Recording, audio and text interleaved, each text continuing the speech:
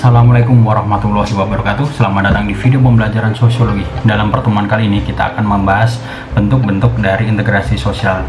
Bentuk-bentuk di sini artinya yaitu adalah komponen-komponen atau bagian-bagian yang membentuk terjadinya integrasi sosial. Di antaranya ada integrasi sosial berdasarkan paksaan atau koersif.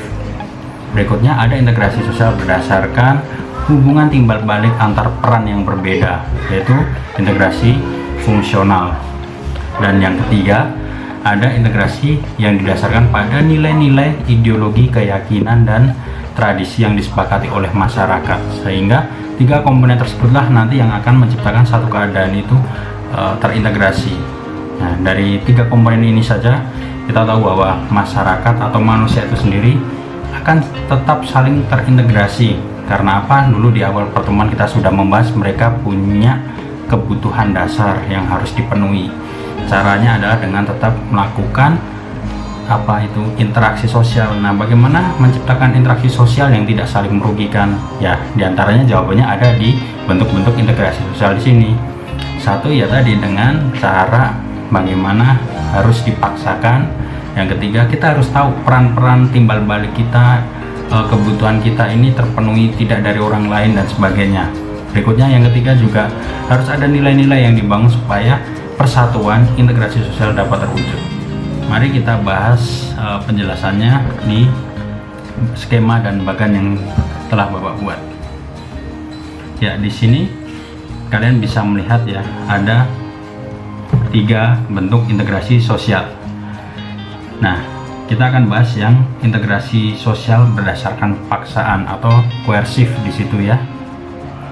Berdasarkan paksaan artinya memang satu integrasi sosial tidak ada satu keadaan tidak bisa bersatu karena mungkin hanya nilai saja atau mungkin hanya kebutuhan tadi antar peran.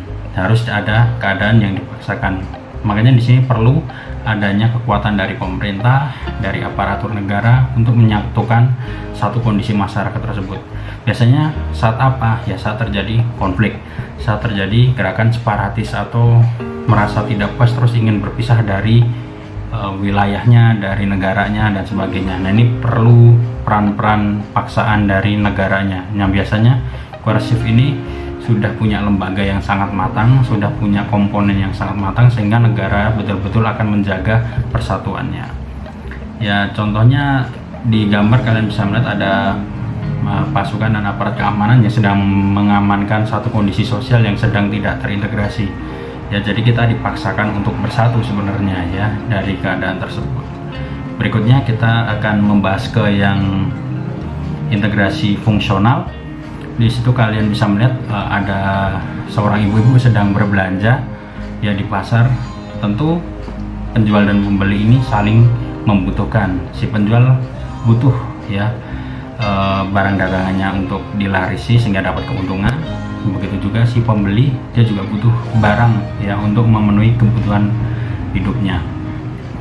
Secara tidak langsung, meskipun keadaan berkonflik, tidak mungkin seseorang akan berkonflik terus ya. Dari keadaan integrasi fungsional kita melihat bahwa ya kita tidak bisa musuhan ya, kita harus tetap bekerja sama, terintegrasi. Karena apa? Kita ternyata saling membutuhkan, tidak bisa hidup sendiri ya.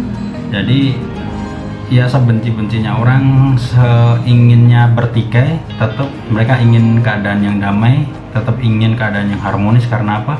Ada kebutuhan dasar ya, ada peran yang berbeda untuk saling melengkapi. Jadi dari tiga komponen ini ya, tadi ada paksaan dan ada fungsional, itu juga komponen penting bahwa secara teoritis manusia itu ujung-ujungnya akan terintegrasi meskipun melewati jalur konflik, pertikaian, tapi ujung-ujungnya juga akan terintegrasi. Ya, meskipun konsep teori ini juga masih perdebatan, tapi kita tahu bahwa ya nggak mungkin kita punya musuh terus. Di sini kita melihat bahwa kita pun saling membutuhkan orang lain. Langsung ke bagian 3, yaitu integrasi berdasarkan aspek normatif. Normatif itu aturan, normatif itu bisa pedoman hidup, norma ya.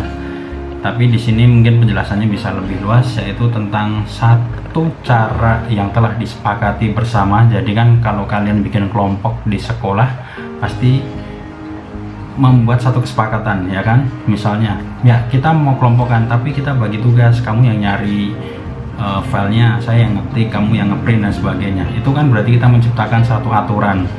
Ya, ketika itu dilanggar, mungkin kita menyepakati ada sanksi. Itu mungkin sanksi sebenarnya larinya ke koersif, kita memaksakan lagi. Tapi kalau kita sudah mematuhi peran kita sesuai nilai, sesuai pedoman yang ada, itu sebenarnya kita sudah menciptakan satu keadaan integrasi yang normatif. Dan ketika hasilnya jadi, nanti berbagi tugas, siapa yang presentasi, ya siapa yang menjadi moderator dan sebagainya, akan berjalan lancar kalau kita mematuhi apa aturan main yang sudah kita buat. Nah, dalam konsep bermasyarakat dan bernegara itu ada yang namanya nilai norma sosial yang sudah dibuat. Di situ ada ya aturan sopan santun, ada istiadat, bahkan sampai norma agama, ya. Jadi kenapa kita terintegrasi, pasti karena ada dukungan, dorongan dari ajaran-ajaran, dari keyakinan-keyakinan yang sudah kita anut. Jadi aspek inilah yang memperkuat bahwa sejatinya masyarakat itu akan terintegrasi, meskipun para sosiolog yang lain akan menjelaskan bahwa ada kalanya konflik, ya, tapi juga ada kalanya integrasi, karena sejatinya masyarakat punya dua wajah itu. Konflik tidak akan terus-terusan karena masyarakat tadi punya kebutuhan yang harus dilengkapi dan harus bersatu, ya, dan cara bersatunya dilihat dari bentuk-bentuk integrasi sosial tersebut, ya. Ada integrasi sosial yang bersifat koersif, paksaan, ada yang bersifat fungsional, saling membutuhkan antar peran, ada yang normatif, yaitu keyakinan, nilai, dan ideologi yang diciptakan dan disepakati bersama. Oke, itu saja penjelasan tentang materi bentuk-bentuk integrasi sosial. Semoga bermanfaat. Jika ada kesalahan, Bapak minta maaf. Sekian, wassalamualaikum warahmatullahi wabarakatuh.